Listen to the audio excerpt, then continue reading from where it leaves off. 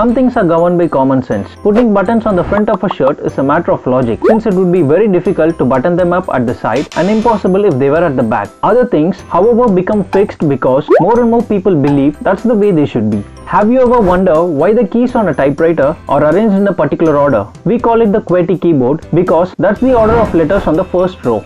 Christopher Sholes invented the first machine in 1873 to improve calligraphy. But there was a problem. If a person typed very fast, the keys got stuck together and stopped the machine. Then Sholes designed the QWERTY keyboard, a keyboard that would oblige the typist to type more slowly. Before knowing this, I simply assumed it was the best layout in order for people to type quickly. The keyboard on typewriters and computers was designed so that people would type more slowly, not more quickly. More people were forced to learn this particular system, and more companies started making such keyboards until it became the only available model. Thanks for watching. See you in the next video.